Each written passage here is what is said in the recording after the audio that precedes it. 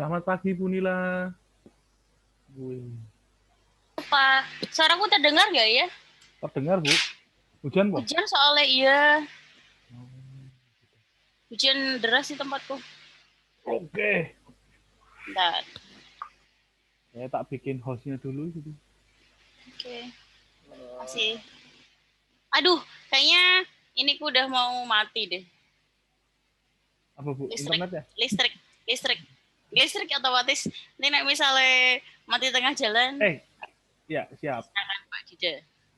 Siap. Salah orang tadi. Kohos. Loh, Siap. Sudah Bu. oke.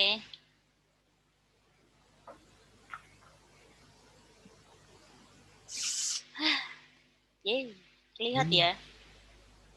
Aduh, aku grogi loh ini. Oh, salah ya? Kok kayak gini ya? Oh, Salah screen Bu. Salah screen. mana ya? Oh, Swab. swab. Yes. Aduh, Oke.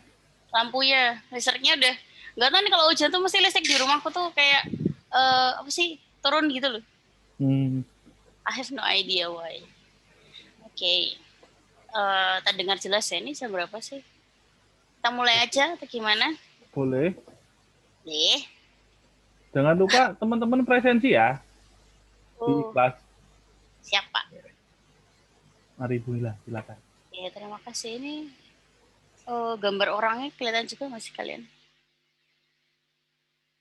Oke, selamat siang teman-teman dan Pak Dida. Hari ini atau pertemuan ini saya akan memberikan kalian materi sedikit sharing aja gitu.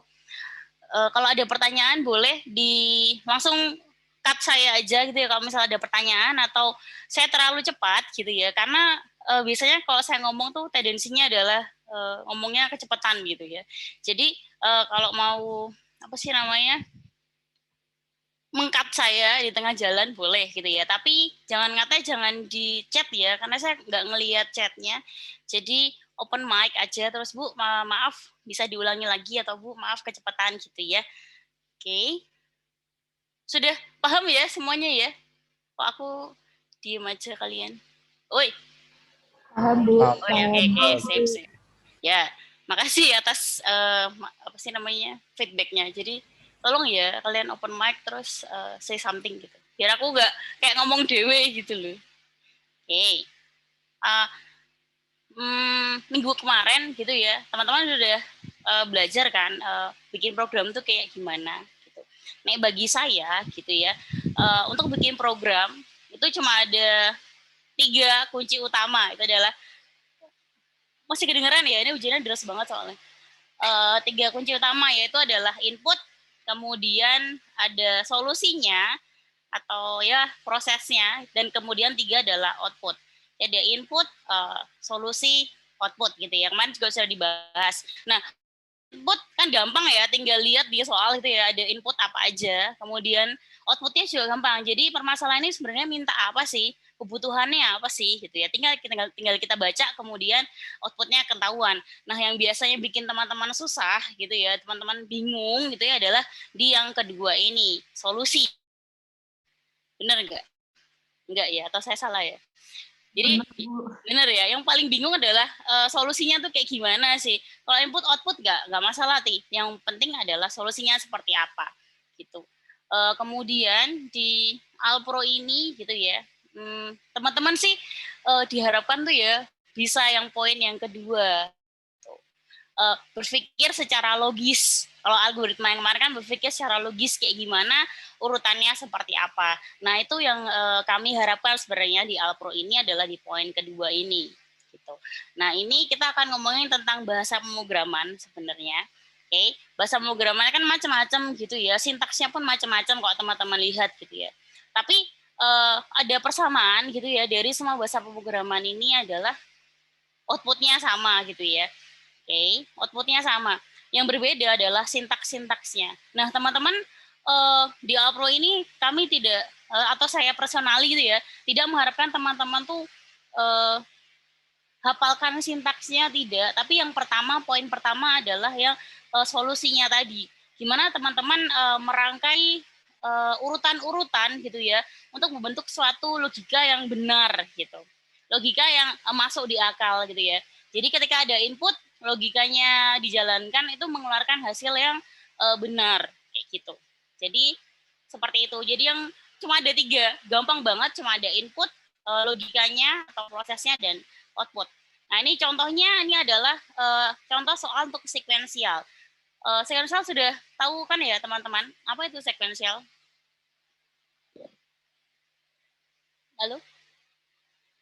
Oke, sekuensial itu ya urutan ya, gitu. Jadi ketika kamu nulis program itu ada yang namanya sekuensial urutan. Jadi kita akan menjalankan program gitu ya, atau membaca itu urutannya dari atas ke bawah gitu ya. Nggak mungkin dibolak-balik. Misalnya baris pertama kerjakan dulu, terus baris keempat, baru kedua, ketiga itu nggak mungkin. Gitu. Tapi untuk yang saat ini ada sekuensial. Jadi misalnya ini ada urutan menerima input, menghitung luas, dan menampilkan. Nah, itu urutannya sesuai itu 1, 2, 3 itu. Terima input, hitung, tampilkan hasil.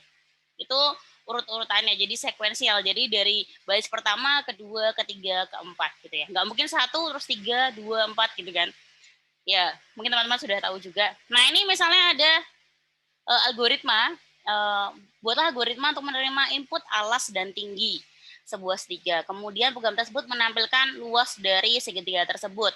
Nah, yang bisa kalian ketahui itu adalah pertama itu adalah sebenarnya inputannya apa sih gitu ya. Inputannya adalah alas dan tinggi. Kemudian keluarannya apa sih? Butuhnya apa sih programnya? Itu adalah luas segitiga. Oke. Yang perlu teman-teman cari itu adalah rumus gitu ya untuk mencari luas segitiga. Kayak gitu benar ya. Oke, jadi kalau kalian bikin program nantinya urutannya seperti ini. Ya, sesuai dengan tulis ya. Pertama, saya terima dulu inputan alas dan tinggi dari sebuah segitiga. Gitu ya, karena programnya algoritma menerima input alas dan tinggi gitu ya. Jadi ketika saya nulis program gitu ya, algoritma yang pertama adalah menerima input alas dan tinggi. Oke, setelah selesai inputannya diapain gitu ya. Terus yang langkah kedua adalah menghitung luas segitiga. Luas segitiga adalah setengah alas kali tinggi kalau nggak salah. Oke, setelah dapat luasnya baru yang ketiga adalah kita tampilkan hasil perhitungan luas. Kayak gitu.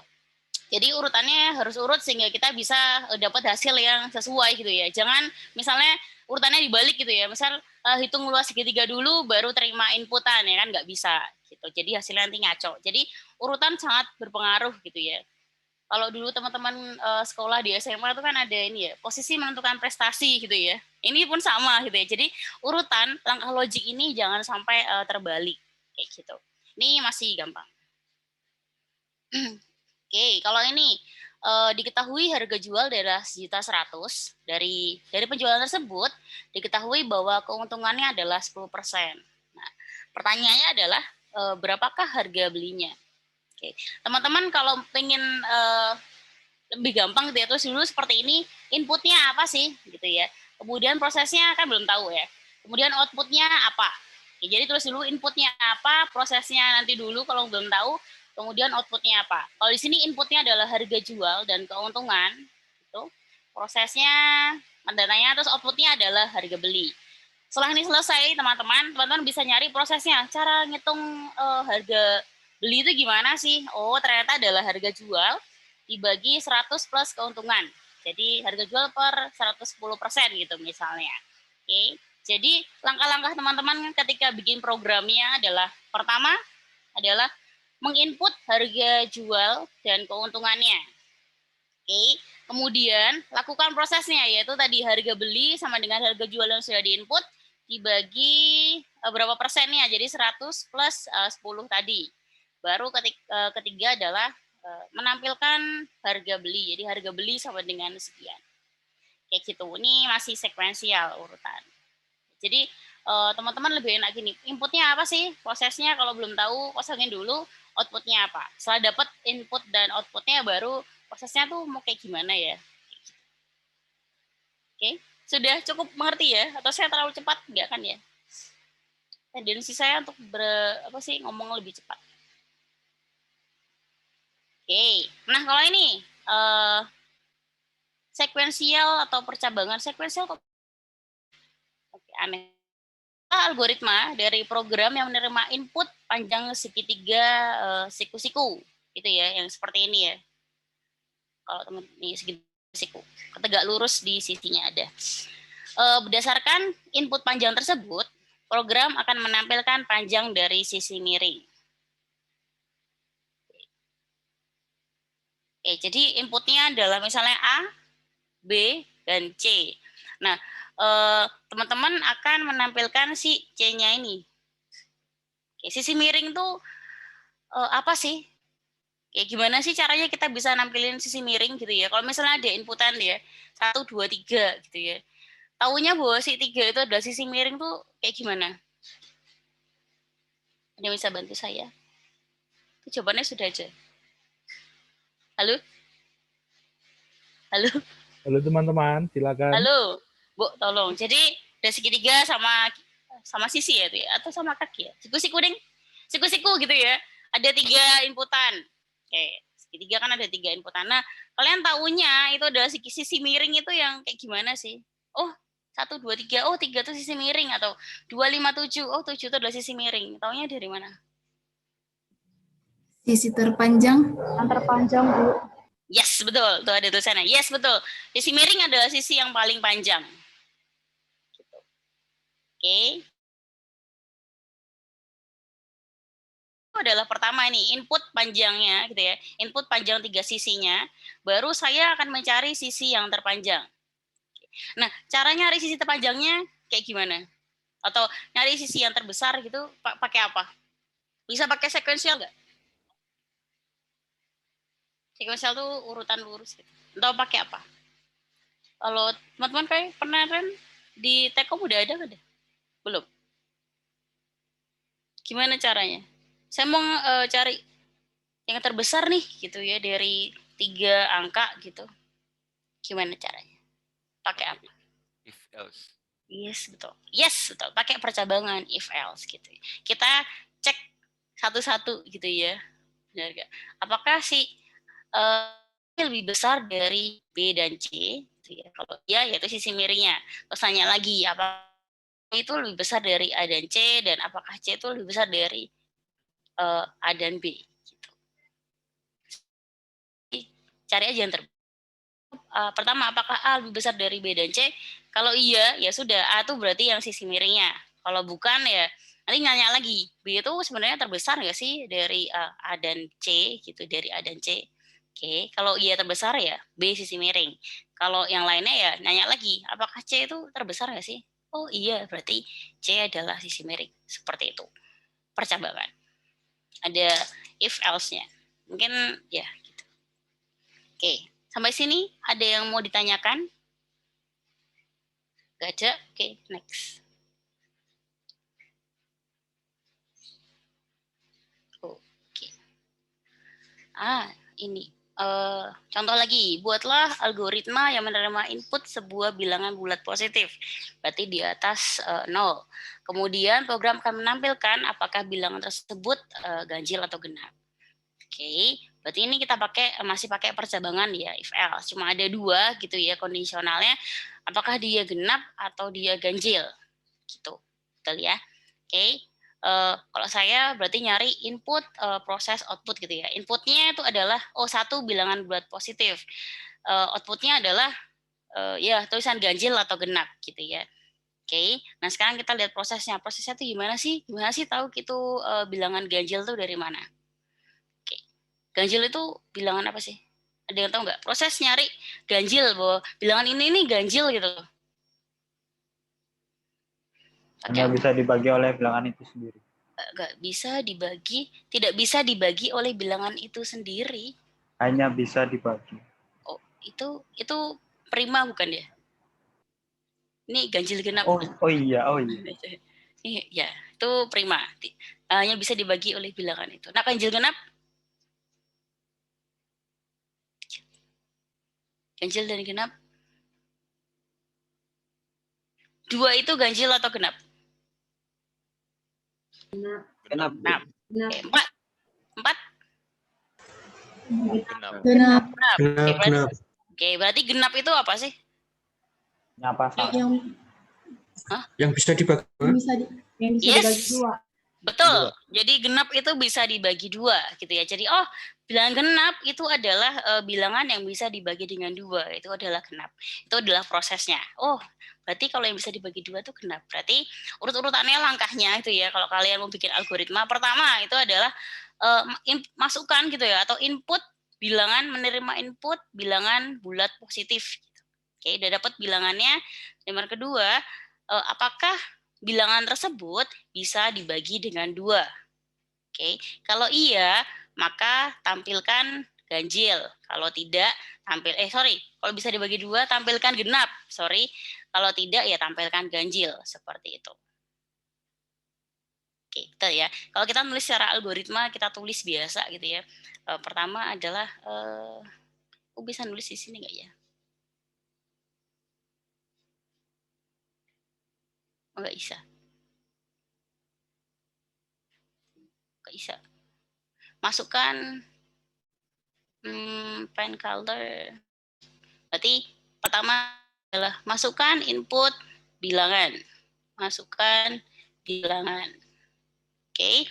Yang kedua, nanya nih, apakah bilangan itu bisa dibagi dua? Oke, jika saya masuk ke line 3 gitu ya. Berarti 3 keluarkan ganjil gitu ya. Oke, selesai. Jika tidak gitu ya, jika tidak masuk ke 4 gitu misalnya. Berarti ini adalah keluarkan ganjil misalnya. Oke, genap ding. Kenapa aku suka ganjil ya? Genap. Kayak gitu. Itu if else. Jadi jika iya, dia keluarin genap, jika tidak dia ganjil. Atau misalnya kita ubah deh rumusnya, kan sama ya. Berarti tanya nih, bilangan ini tuh kalau dibagi dua, itu sisanya tuh 1 atau 0 gitu juga bisa. Kalau misalnya sisanya 1, berarti itu dia adalah ganjil. Kayak gitu. Itu adalah percambangan. Ada berbelah nih, kalau ganjil ya ke sini, kalau genap ke sini. Gitu.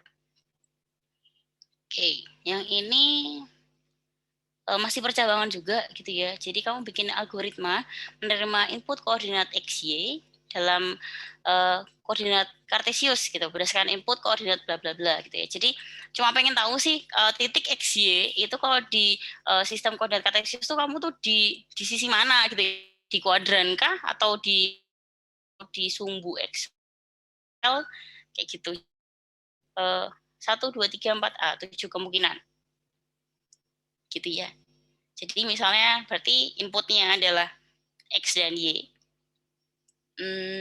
Outputnya adalah di koordinat mana gitu ya, atau di sisi mana gitu ya, kuadran kah, atau kuadran 1, 2, 3, 4, atau di titik pusat, atau nempel gitu ya outputnya. Nah prosesnya gimana? Ini tinggal dicari rumusnya. Kalau kuadran 1 itu rumusnya gimana? Ada yang tahu nggak? Kalau misalnya saya di kuadran 1 XY-nya, berarti XY-nya harus kayak gimana di sini? Harus positif. Yes, betul. XY-nya harus positif. Oke, jadi kalau misalnya jika X-nya lebih dari 0 atau Y-nya lebih dari 0 dan lebih dari 0, maka dia adalah kuadran 1. Oke, betul. Oke, kalau yang di kuadran 2? Yes, betul. Jadi X-nya negatif, Y-nya positif. Ya, seperti itulah, gampang ya. Kalau di titik pusat ya jika X-nya 0 dan Y-nya 0. Kayak gitu. Kalau ini, ya ini X-nya 0, Y-nya ya terserah. Yang ini Y-nya 0. X-nya 0, Y-nya 0. Kayak gitu. Jadi ada 7 kemungkinan. Jadi if else gitu semuanya. Oke. Ini. Aku nggak bisa nulis ya.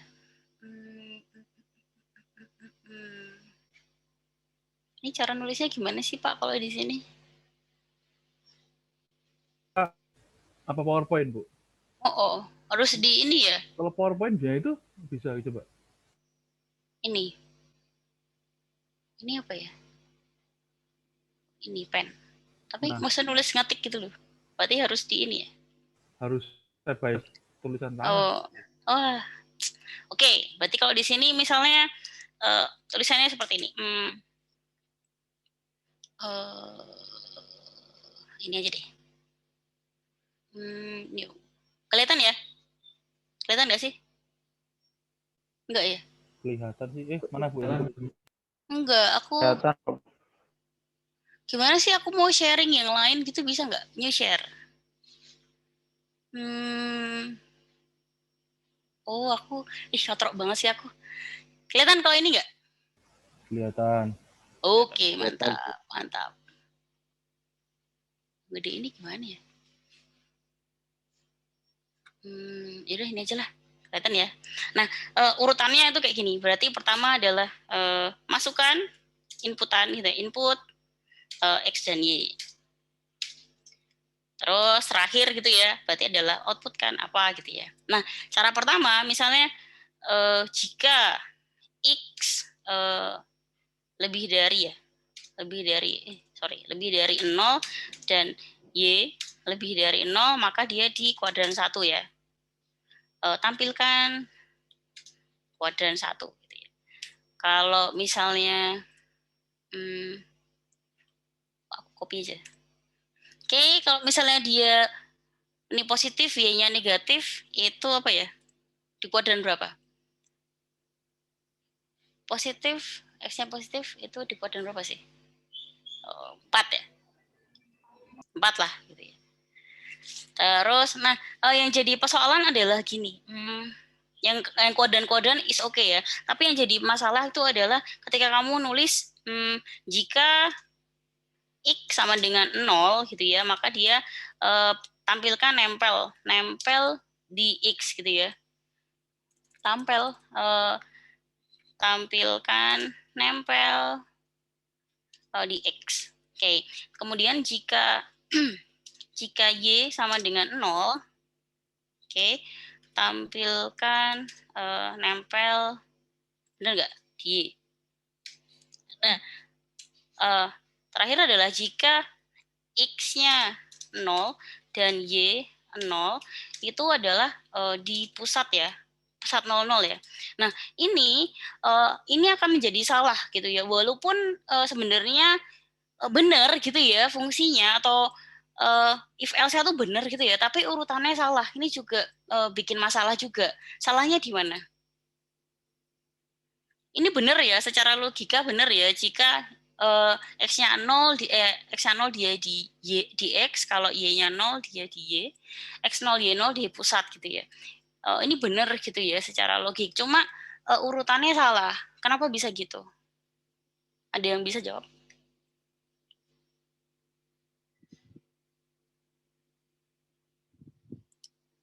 Gimana teman-teman? Coba kita pikirkan ya. Ini benar gitu ya. Secara logika benar, secara kamu nulis prosesnya ini benar. Cuma urutannya salah gitu ya. Apa yang terjadi jika ini kita kerjakan? Oke, saya kasih ini. Misal ya, saya masukkan X-nya itu adalah 0 gitu ya. Y-nya 5. Masuknya di mana? Oke, masukkan X, Y, 0, 5, berarti bukan di sini, bukan di sini, bukan di sini, tapi di sini ya. Oke, X-nya 0, nah dapat nih. Benar ya, tampilkan nempel di X. Benar ya. Oke, saya punya kasus lagi, habis itu, misalnya X-nya adalah 7, kemudian saya mau Y-nya sama dengan 0. Oke, berarti ini nggak kena, ini nggak kena, ini nggak kena, ini tidak. Kenanya di nomor 6, berarti dia adalah nempel di Y. Benar nggak? Halo? Ya, betul ya. Nah, oke, saya kasih X 0, kemudian Y-nya 0. Kenanya di mana? Di nomor 5, 6, atau 7? Nomor 5. Yes, betul. Betul. Nempelnya adalah kenanya di 5. Harusnya kan di 7 ya, betul? Ya kan ya, harusnya kan di 7 kan. Iya, Bu. X-nya 0, Y-nya 0. Makanya ini yang bikin salah. Jadi urutan itu sangat berpengaruh ya, teman-teman. Jadi ini harusnya ditaruh di line 5. Seperti ini. Kayak gitu. Jadi ya seperti itu. Jadi walaupun teman-teman prosesnya sudah benar gitu ya, cara if else-nya sudah benar, tapi kalau urutannya terbalik atau salah ya akan salah juga nanti programnya. Gitu. Jadi harap hati-hati. Kayak gitu. Oke. Gue share lagi. You share.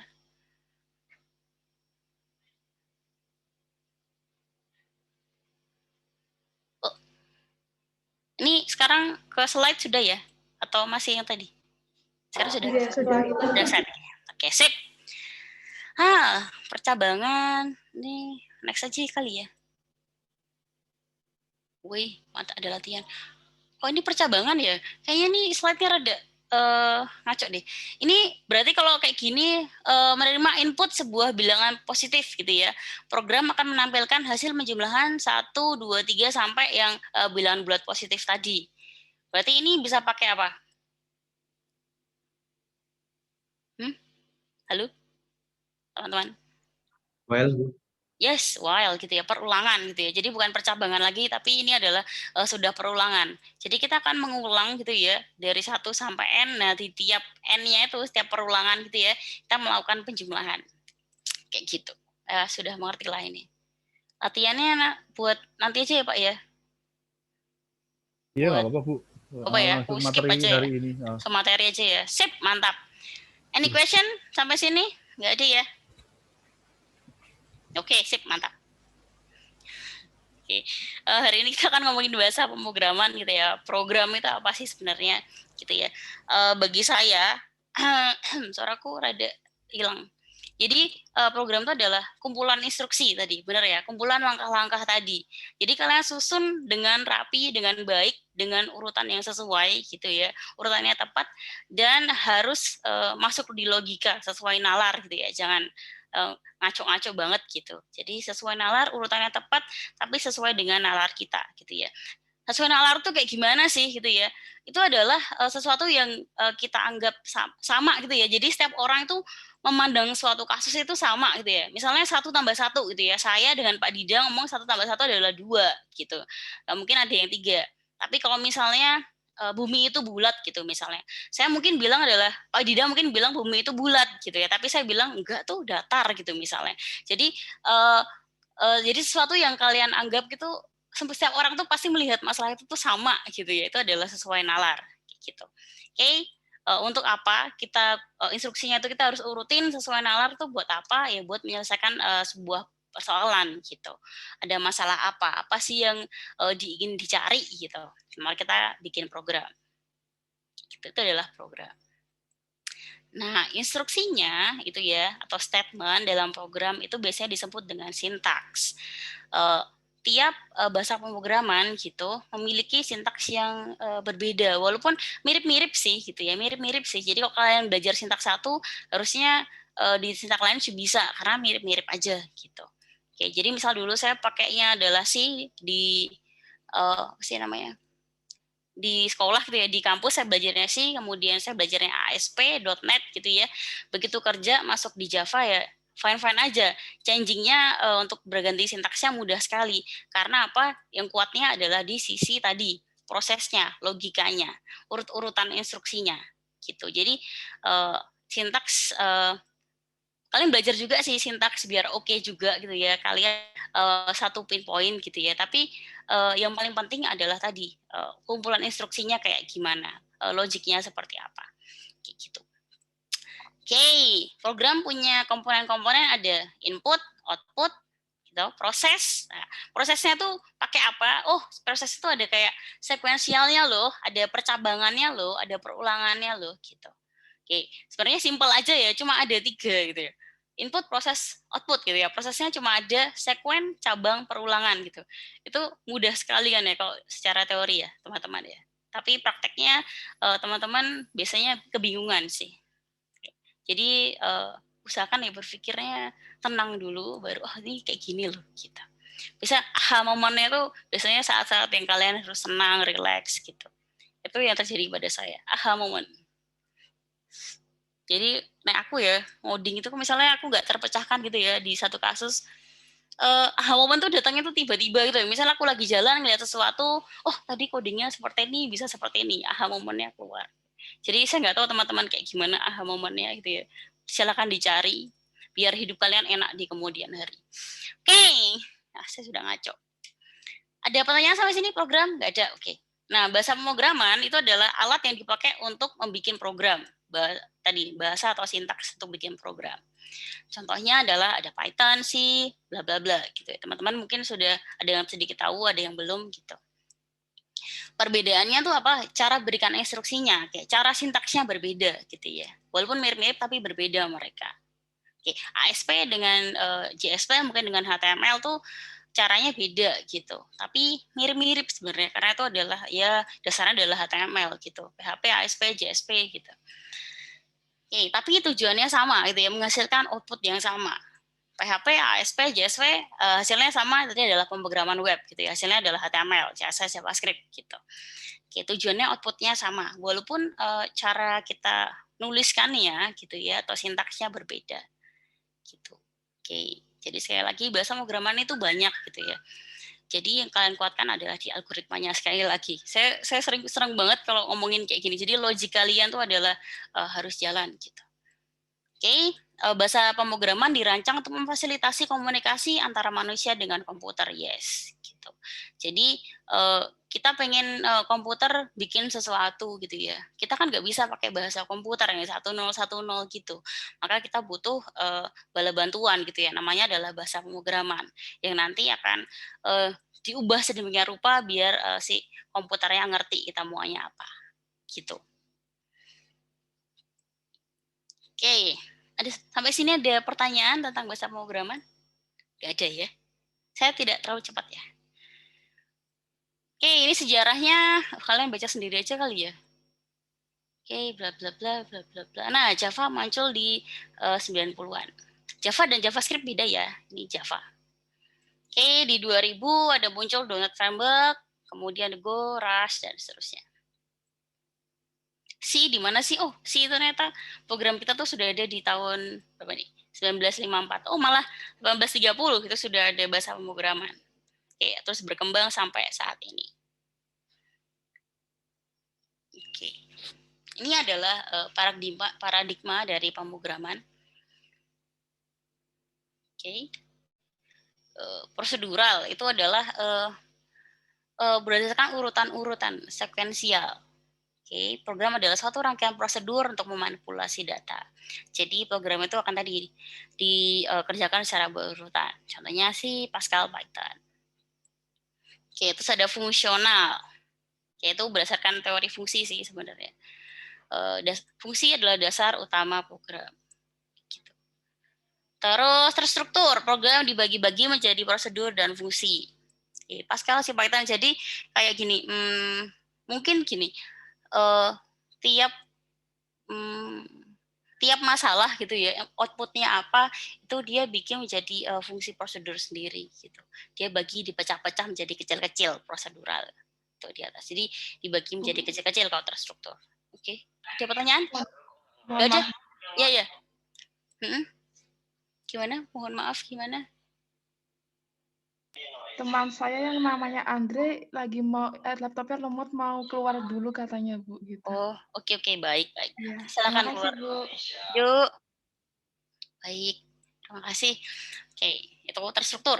Nah, sekarang yang modular. Ini nih kita bikin aplikasi kecil-kecil gitu ya, modul kecil-kecil gitu. Jadi bisa dipakai siapapun gitu ya, dimanapun. Jadi kita bikinnya kecil-kecil kayak jar kecil-kecil gitu. Oh, ini nanti bisa di-reuse oleh aplikasi yang lain. Modular. Kemudian berorientasi objek. Ini teman-teman yang kita berdasarkan pada sebuah objek gitu ya. Oke, jadi kalau misalnya teman-teman adalah objeknya adalah manusia gitu ya.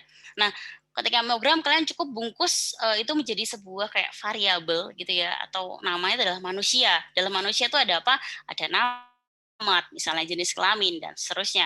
Tapi kalau yang di atas ini ya di prosedural gitu ya, manusia tuh nggak bisa bungkus lagi gitu ya. Tapi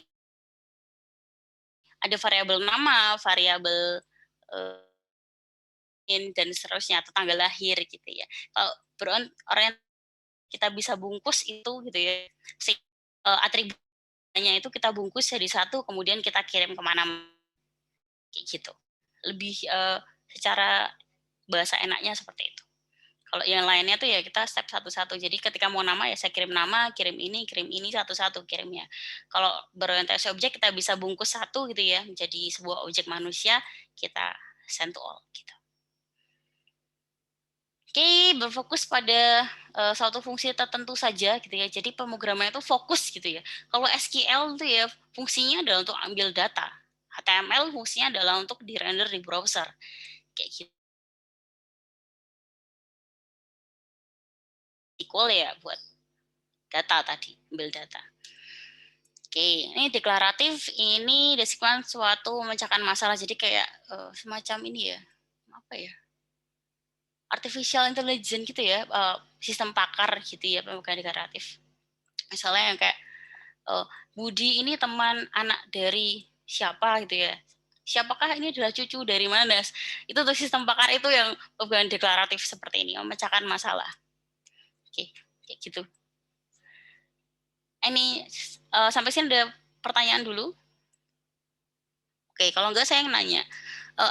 Apa sih bahasa pemrograman terbaik? Ada nggak sih? Bahasa Nggak ada, Bu. Semua punya kelebihannya, punya kekurangannya masing-masing. Yes, betul. Oke. Nggak ada tuh yang namanya bahasa pemrograman terbaik, tuh nggak ada. Betul.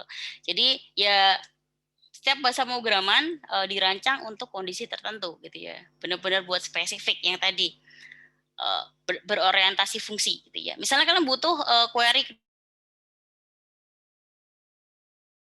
adalah SQL, nanti pakai select, pakai update, delete gitu. Oke, misalnya kalian mau mengolah matriks gitu ya, matriks 5x5 itu masih gampang ya. Misal pakai C, ngolah matriks 4x4 gampang gitu ya. Tapi kalau udah 1000x1000 gitu ya, lebih enak tuh dengan MATLAB gitu ya. Kalau misalnya ada fungsi apapun ya, ada di MATLAB. Kalau mau pakai C ya bisa-bisa aja sih, tapi kamu harus ngoding dari awal gitu ya kalau nggak ada. Nah dengan MATLAB tuh udah ada nih library-nya, udah ada function yang bisa kita pakai. Kayak gitu. Kalau mau OOP ya biasanya orang pakai Java gitu. Pakai C# juga boleh, pakai punya .NET tapi itu berbayar. Kemudian kalau mau ngomong langsung gitu ya ke hardware gitu ya pakai bahasanya assembly gitu. Untuk aplikasi web pakai PHP, Ruby, pakai Java pun bisa gitu. Oke. Nggak ada sih pemrograman terbaik. Ya yang dirancang ya sesuai fungsinya aja. Tapi biasanya untuk bahasa pemrograman ini kalian bisa mix and match gitu ya. Misalnya kan PHP, berarti PHP itu pemrograman web. Kalian butuh yang dinamis sambil database, maka kalian juga perlu belajar yang namanya SQL gitu. Jadi ya bahasa pemrograman tuh ya kalian harus pahami ya banyak sih, semua harus dipelajari semua. Oke, ini yang ini yang paling populer sebenarnya.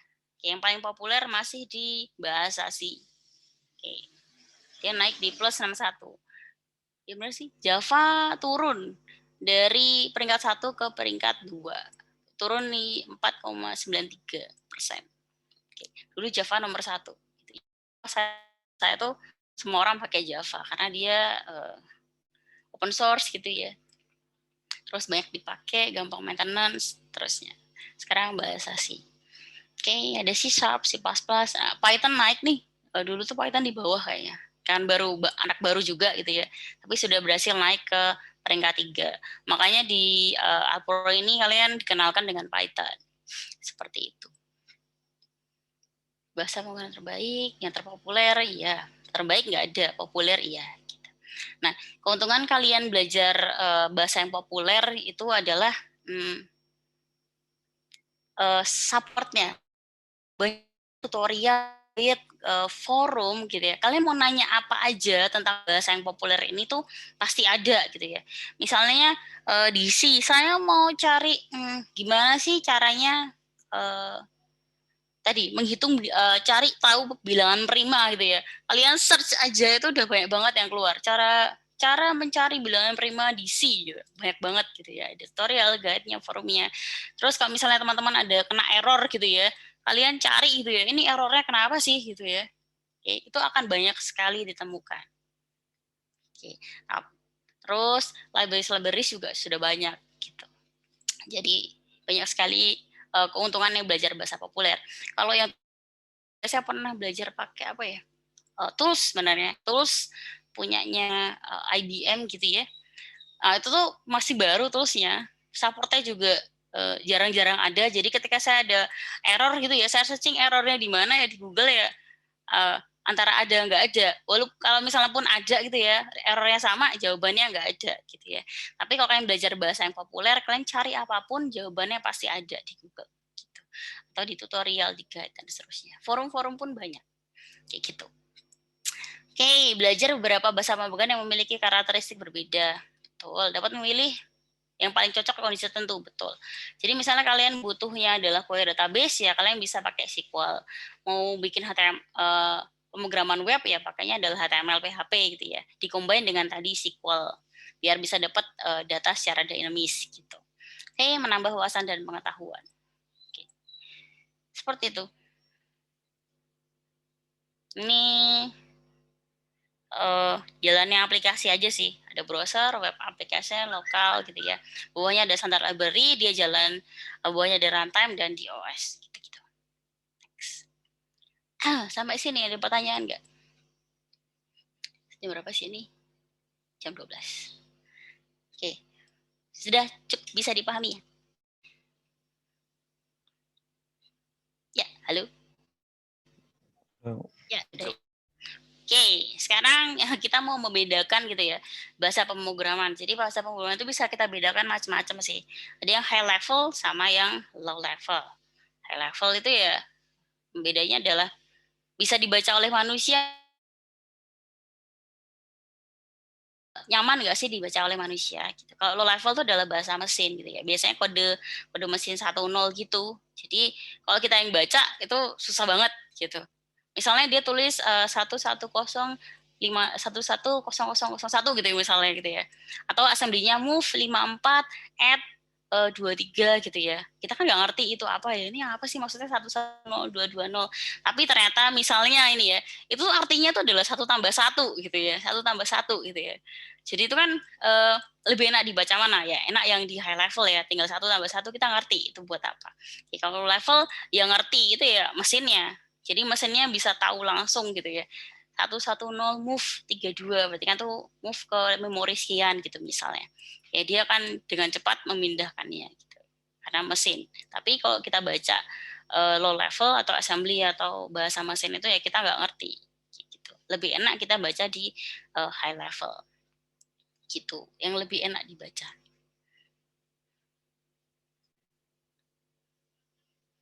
Oke. Kemudian kita bagi dua lagi adalah general dan jadi bahasa pemrograman itu khusus gitu ya, khusus buat ngerjain sesuatu dan yang umum gitu.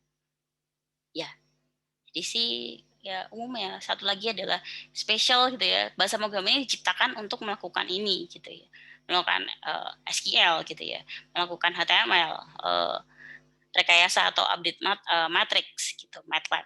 Oke. Seperti itu. Jadi ada tadi high level, low level, sekarang ada general dan specifically targeted. Oke.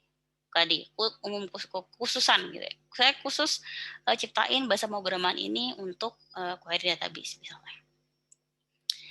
Oke, ini bahasa pemrograman ada yang interpreted, ada yang compiled, ada yang dua-duanya. Oke. Ada yang tahu nggak itu?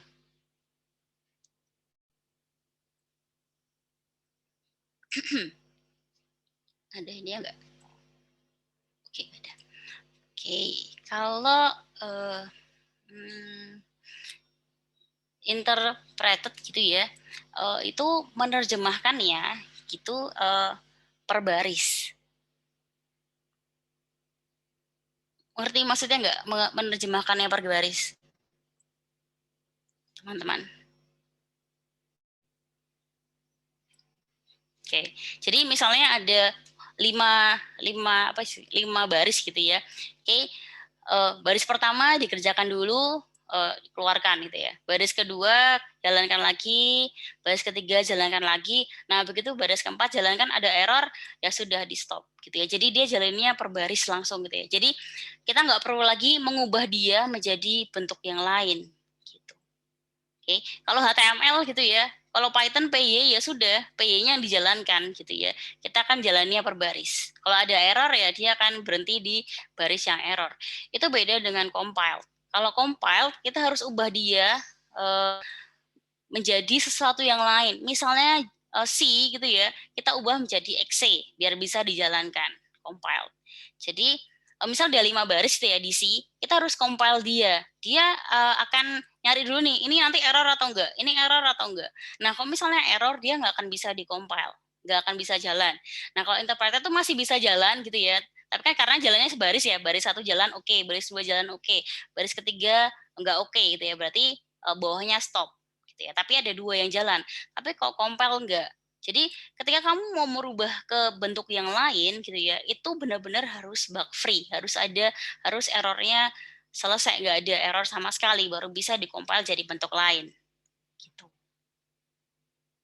Udah bisa dimengerti ya. Jadi misalnya si .java itu diubah menjadi .class misalnya. Oke, tapi itu harus nggak ada error dulu, nggak ada merah-merah dulu. Oke, kalau di interpreted itu nggak akan ngelihat ini mu salah, ini mu enggak gitu ya. Nggak akan tahu di situ sampai kamu benar-benar jalanin. Ada errornya di situ. Oke. Jadi kalau error pun masih bisa jalan kalau interpreted sampai dia error. Tapi kalau compile nggak bisa jalan. Walaupun errornya tuh di baris prime akhir gitu ya, nggak bisa jalanin karena nggak bisa diubah jadi bentuk lain dulu. Kayak gitu.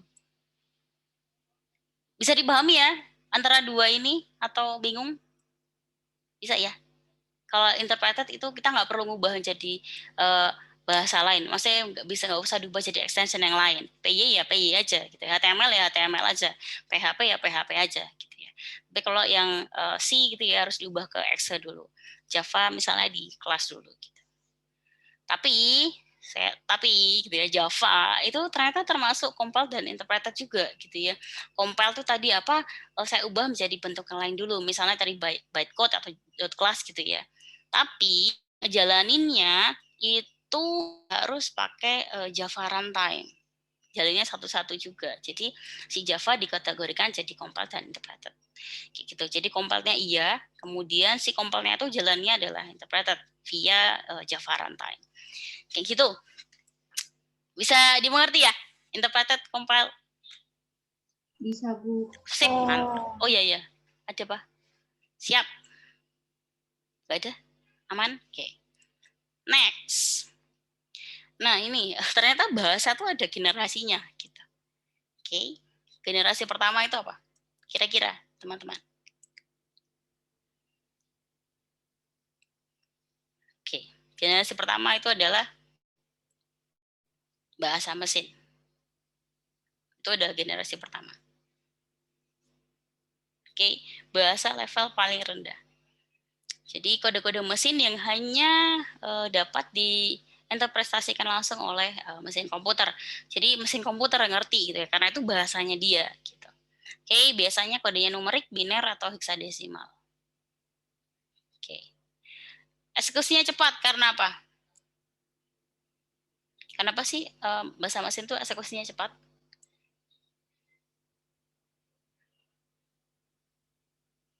Halo? Hai. Oke. Ada? Oke. Bahasa mesin tuh eksekusinya cepat ya karena langsung pakai bahasa mesin gitu ya. Jadi mesin nggak perlu mikir lagi gitu ya. Langsung dia kerjakan aja. Kayak gitu. Kemudian sulit dipelajari manusia itu minusnya. Ya betul lah, 1010 kita mau ngapalin kayak gimana sih gitu ya. Harus kita ubah dulu kemana gitu ya. Baru kita bisa tahu itu buat apa sih sebenarnya. Gitu. Oke.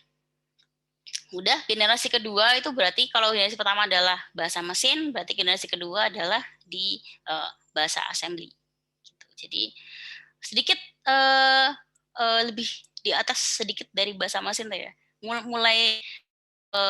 Mulai biar manusia tuh bisa mengerti gitu ya, tingkat lebih tinggi gitu.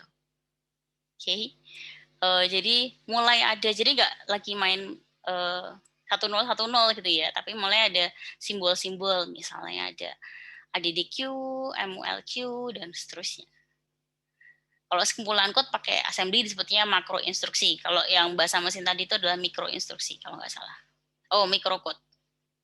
Oke. Kalau yang ini makro instruksi. Oke, eksekusinya cepat ya, masih sama gitu ya. Filenya kecil.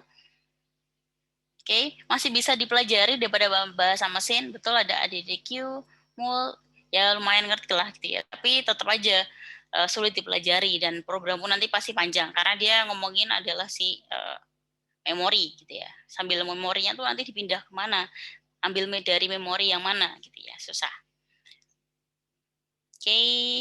Oke, biasa buat driver, firmware, dan kernel.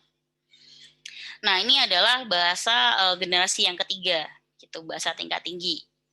Oke, bahasa ini yang tadi lebih mudah kita, nih lebih dekat dengan bahasa manusia gitu ya. Jadi kita lebih mudah untuk belajar di sini.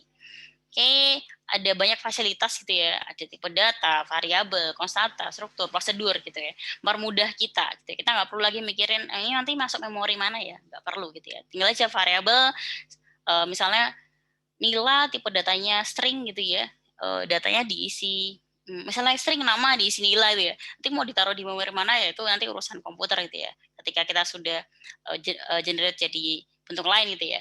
Oke, di sini kita nggak perlu mikirin kayak gitu karena lebih dekat manusia. Jadi saya mau perlu tahu cuma logiknya tuh kayak gimana gitu.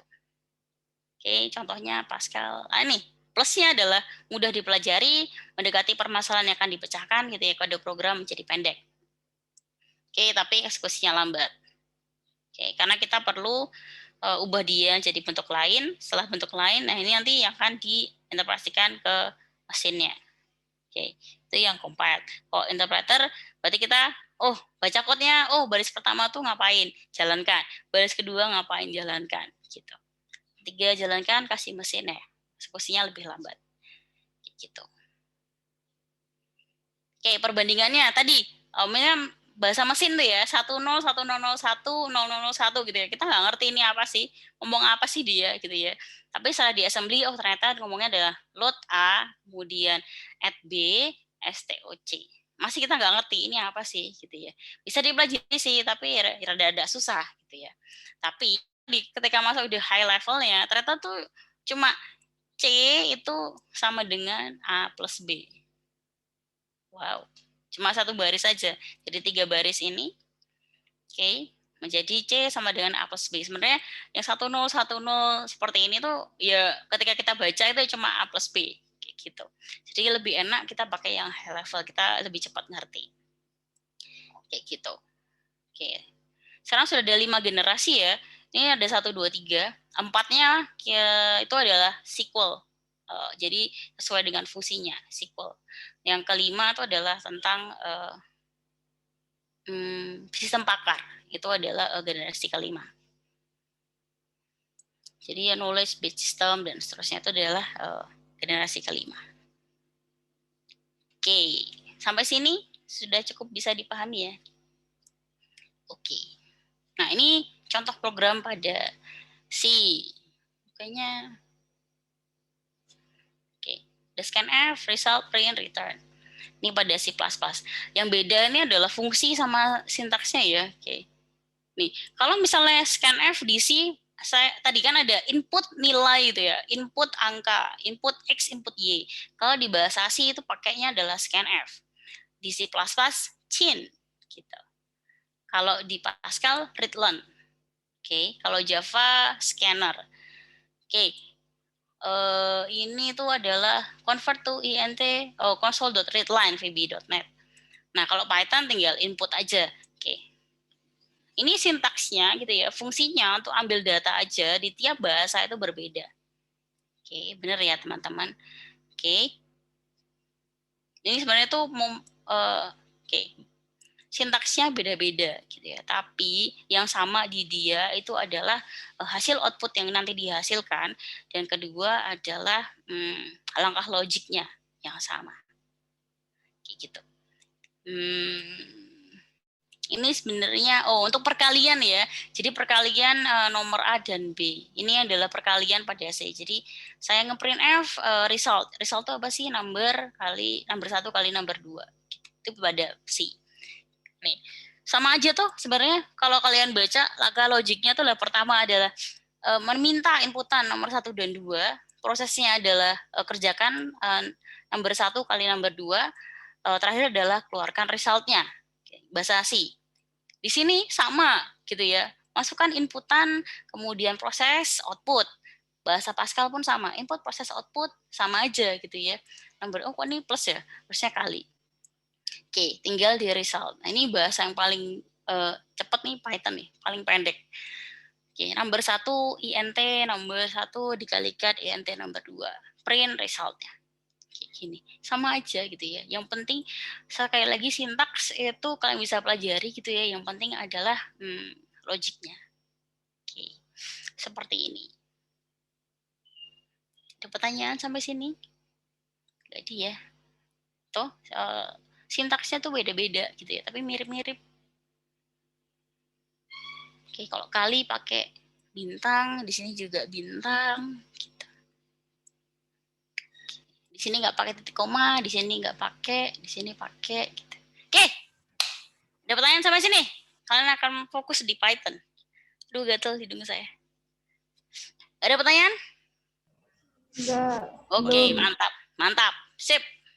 Oke, kalau translator, tadi kan saya bilang ya, kalau interpreter itu saya ngubah sesuatu menjadi sesuatu yang lain gitu ya. Nah, ini sama. Jadi source code saya ubah menjadi objek program atau objek code atau target code ya, gitulah. Oke, source code, translator. Nah, jadi translator mengubah source code menjadi objek code. Oke, source code adalah ya tadi sintak-sintak yang instruksi yang kamu tulis pakai bahasa pemrograman tertentu. Kalau objek code itu adalah ya hasil dari si translatornya, bisa bermacam-macam tergantung translatornya tadi. Oke, kalau Java nanti hasilnya ya .class, kalau C misalnya jadi exe misal kayak gitu. Oke. Pertama itu adalah assembler. Oke, source code-nya apa? Bahasa assembly. Gitu. Object code-nya apa? Jadi saya mau ngapain sih? Oh, jadi assembly saya ubah menjadi bahasa mesin, file exe atau COM. Nama translatornya adalah assembler. Jadi di assembling pakai assembler jadi file exe. ASM diubah jadi file exe. Itu ada assembler.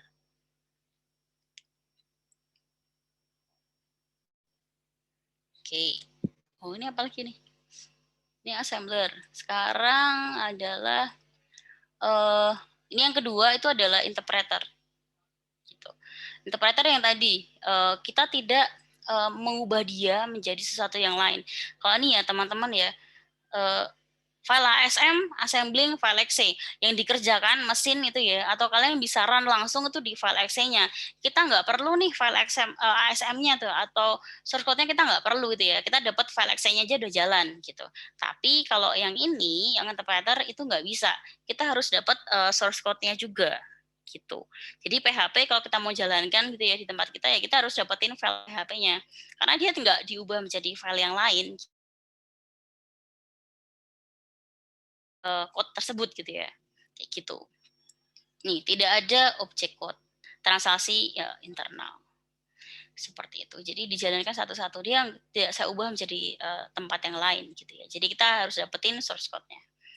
Kayak gitu. Oke. Nah, nih. Interpreter, program tidak harus dianalisis seluruhnya, tapi bersamaan dengan jalannya program saat running. Yes. Oke, jadi ketika error ya errornya saat running. Mudah bagi user, debugging cepat, tapi eksekusi program lambat dan tidak jadi program executable. Jadi ini kalau yang ini jadi masalah kalau misalnya teman-teman ini jualan software gitu ya. Oke. Kalau kalian ngasihnya benar-benar source code-nya gitu kan, nanti program kalian dicuri orang dong, bisa di update secara otomatis. Makanya orang-orang tuh lebih suka jualan tuh yang ini interpreter yang diubah menjadi tempat lain, yang translator. Oke, kalau yang interpreter biasanya mainnya ya sudah kasih programnya aja. Gitu. Oke, compiler ada inputnya, kemudian ada outputnya, bahasa assembly atau exe, kayak gitu. Oke, jadi ada compile time, mengubah source code menjadi object code. Runtime adalah ya saat object code-nya ini dieksekusi, kayak gitu. Oke, jadi kalau kayak gini ada 2 kali error sih. Error saat compile, kemudian error saat runtime. Kalau yang ini ya interpreted ya cuma error saat runtime doang, running aja. Kayak gitu. Oke, ini adalah building program dari sisi si compiler.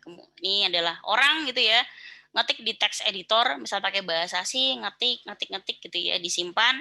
Nah, ada lagi yang proses compiler, dia nge-translate gitu. Oke, jadi bahasa yang tadi bahasa manusia, kita coba diubah menjadi bahasa yang mesin gitu ya.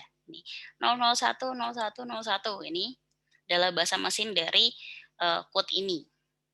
Oke, setelah kita translasi, nah kita perlu linkkan gitu ya. Dia pakai library apa aja sih gitu ya. Misalnya pakai math.h gitu ya, atau pakai apa gitu ya. Kita akan ngelinkkan dengan library-nya. Nah, itu ditambahkan menjadi sebuah objek code yang baru. Jadi ditambahin 001 0000 gitu ya, ditambahkan. Ngelink dia ngambil dari library mana sih?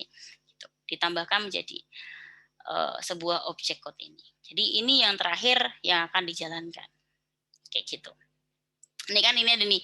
Ini adalah code kalian tuh sebenarnya dari ini pakai bahasa C ya, dari integer main sampai kurung kurawal ini adalah code.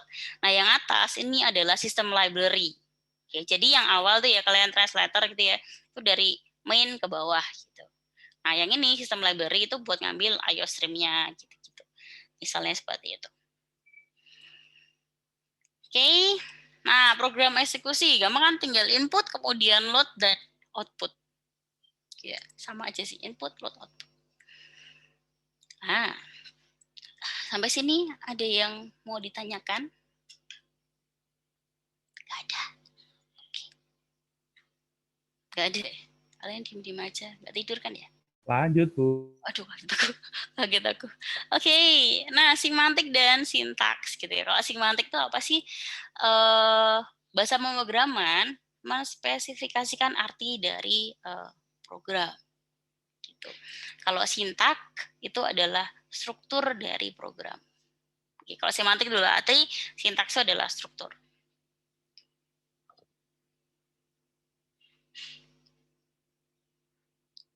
Ini adalah semantik. Oh.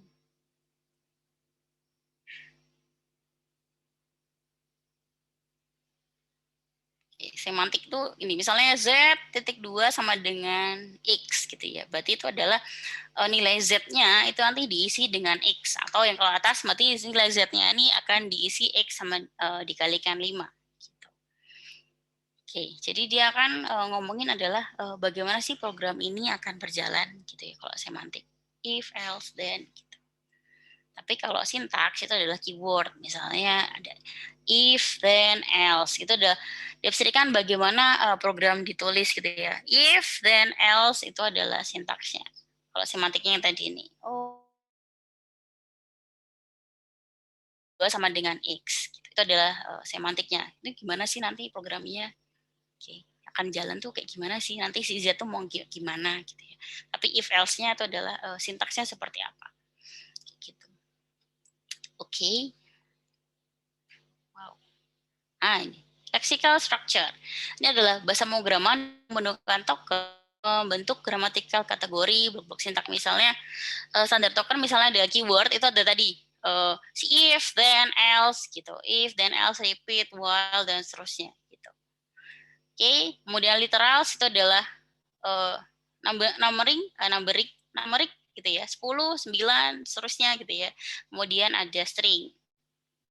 Terus ada simbol, biasanya untuk operator sama dengan, titik 2 sama dengan, kali, bagi, dan seterusnya. Oke, identifier, kemudian adalah comment. Mungkin teman-teman udah tahu sih ini, standar dari bahasa pemrograman itu pasti ada keywordnya. Mungkin tiap pemrograman keywordnya beda-beda, tapi kalau literals sama aja sih, mirip-mirip gitu ya. 10A gitu kan sama. Kayak special symbol mungkin bisa sama, mungkin enggak gitu ya. Misalnya persen gitu ya. Kalau di Java itu artinya, atau di C juga itu adalah sisa hasil bagi gitu ya. Tapi kalau di SQL persen itu beda lagi artinya. Gitu. Kayak identifier itu adalah kayak nama sih. Jadi kita mau nyebut ini tuh namanya siapa. Gitu. Oke, kalau komen itu adalah baris program yang tidak akan dieksekusi gitu ya. Jadi kalian bisa ngasih kayak catatan gitu ya. Ini tuh fungsinya untuk apa sih sebenarnya? Oke. Fungsi ini untuk apa gitu. Jadi misalnya kalian bikin fungsi segitiga, mencari bilangan prima gitu ya. Kalian bisa kasih komentar ini fungsi untuk mencari bilangan prima. Logikanya adalah bla bla bla gitu misalnya. Oke, yang pertama kita akan lihat adalah identifier. Oke. Oh, yang tadi ada pertanyaan nggak? Baca ya. Oke, identifier tuh kayak kita kasih nama gitu ya ke orang gitu ya. Kita mau kasih sebutan apa sih gitu. Misalnya saya gitu ya. Saya dikasih identifier gitu ya. Kalau orang-orang manggil saya kan nggak mungkin oi oi gitu ya. Kamu kan nggak mungkin ya. Kayak panggilnya adalah Nila. Itu adalah identifier saya, Nila. Oke. Terus jenis data disimpan oleh tipe data A. Tipe data saya adalah seorang manusia gitu ya. Jadi saya identifier adalah Nila, jenisnya adalah manusia gitu misalnya. Kayak gitu.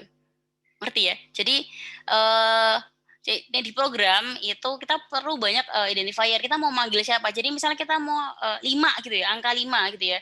Kita harus simpan angka 5 ini karena kemungkinan dia bertambah, berubah gitu ya. Nah, untuk angka 5 ini kita kan nggak tahu nih, dia tuh ada di mana. Oke, kita harus nyebut dia siapa. Kan kita nggak mungkin langsung 5 gitu, nggak bisa kan. Oke, kalau kalian juga mau nyimpan gula itu kan, cara nyimpan gula kalau nggak ada wadahnya gimana? Kan kacau juga gitu ya, jatuh tumpah. Nah ini sama, si angka 5 ini gimana sih kita taruh mana? Oh, kita taruh dulu di suatu wadah yang bisa kita panggil ya, taruh di wadah gitu ya, variabel gitu. Namanya misalnya kita kasih nama itu adalah jari-jari misalnya gitu. Nah tipenya apa sih gitu ya? Oh tipenya jari-jari itu, kalau jari-jari itu bisa pakai koma gitu ya, berarti kita tipe datanya adalah float gitu. Bisa dimengerti ya? Oke, jadi semua nama-nama itu variabel, kosasa, prosedur gitu ya, dikasih nama gitu ya, biar kita tuh enak gitu ya, panggilnya nanti tuh lebih enak lagi. Kita bisa panggil dia sesuka hati kita gitu. Misalnya kalian punya bumbu dapur gitu ya, kan macam-macam ya bumbu dapur ya, ada garam, gula, lada gitu. Kalau secara spesifik gitu ya, kalau kita nggak kasih dia tempat wadah gitu ya, kita kasih wadah nih, wadahnya sama semua ya, kita kasih wadah gitu toh. Kalau kita nggak kita kasih labeling ini nama, kita kan jadi susah nih, saya mau ngambil garam tuh yang di mana gitu. Kayak itu pun sama, untuk variabel kosasa lebih enak kita kasih dia nama, biar enak kita panggil gitu. Jadi kita manusia pun juga punya nama gitu ya, variabel pun kita kasih nama juga. Kayak gitu. Tapi kalau variabel gitu ya, selain kalian kasih wadahnya, selain kalian kasih nama, kalian tentukan ini tuh sifatnya kayak gimana, tipenya apa. Oke, berarti kasih tipe. Misalnya umur gitu ya.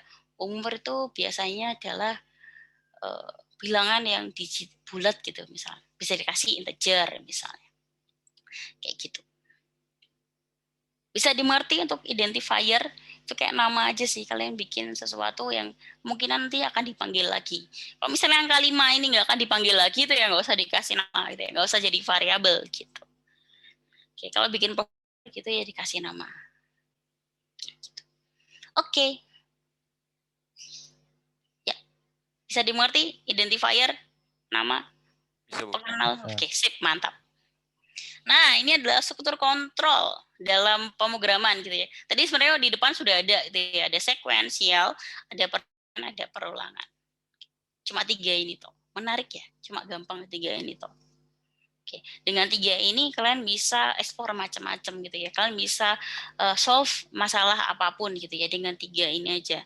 Sekuensial, percabangan, perulangan. Kayak gitu. Mantap. Ada pertanyaan sampai sini?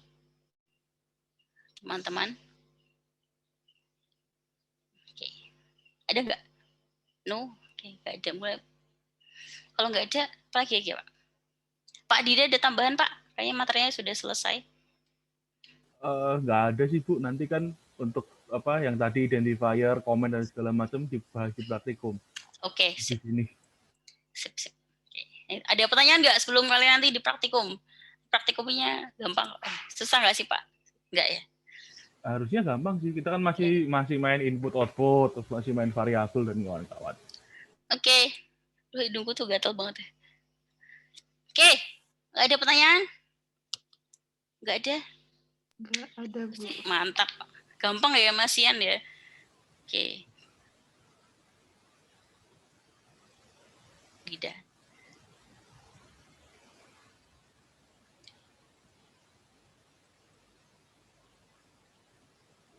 Pak Dida. Saya Gimana, serahkan Bu? pada Oke. Silakan ke Pak Dida. Oke, terima kasih Bu Nila. Gimana teman-teman? Ada yang mau tanyakan dulu mungkin untuk materi hari ini? Materi hari ini kita berbicara mengenai bahasa pemrograman ya.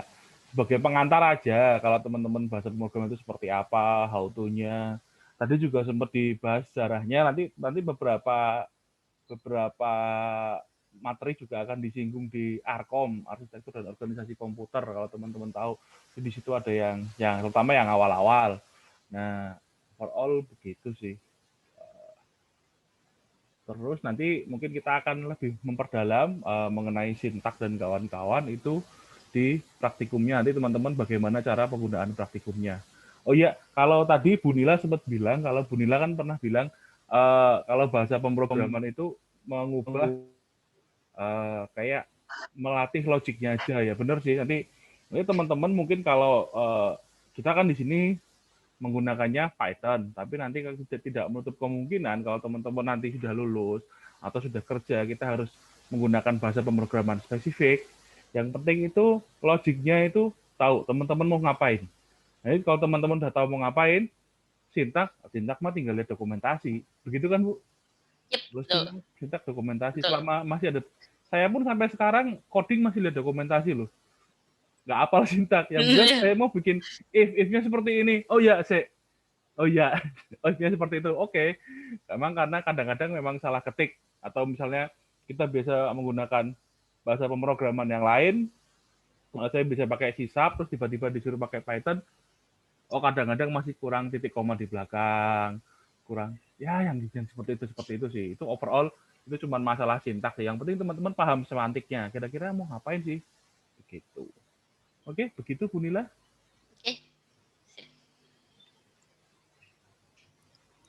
Oke. Gimana? Kalau ada pertanyaan lagi nggak?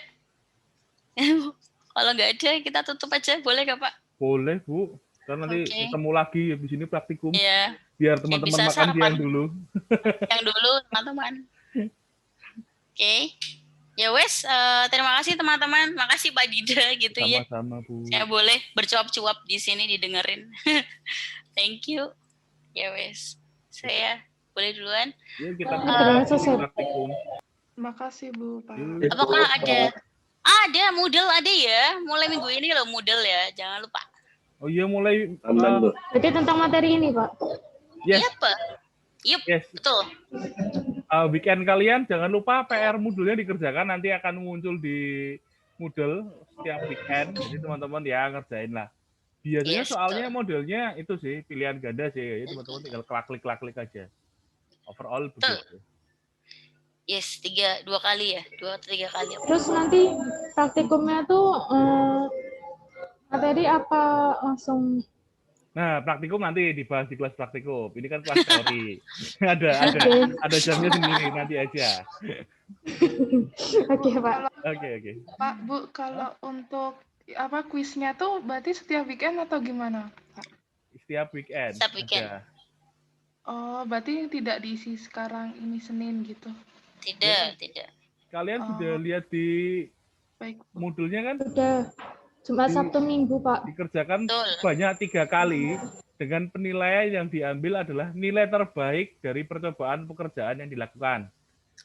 Interval antara pekerjaan pertama dan berikutnya adalah 24 jam. Nah, ini yang perlu teman-teman perhatikan. dibuka setiap Jumat, Sabtu, dan Minggu. Nah, itu. Jadi antara percobaan pertama dan percobaan kedua, kalau teman-teman, kalau saya baca dari instruksinya ya, jadi ya harus 24 jam kemudian. Itu yang perlu teman-teman perhatikan. Misal hari ini saya kerjain Sabtu sore, Jumat sore, kalau mau ngerjain besoknya berarti Sabtu sore gitu. 3 kali yang terbaik. Jadi kalau percobaan pertama kali dapat 60, percobaan kedua dapat 80, ketiga dapat 70, maka yang diambil adalah yang 80. Gitu. Begitu teman-teman. Jangan lupa ada Jumat, Sabtu, Minggu.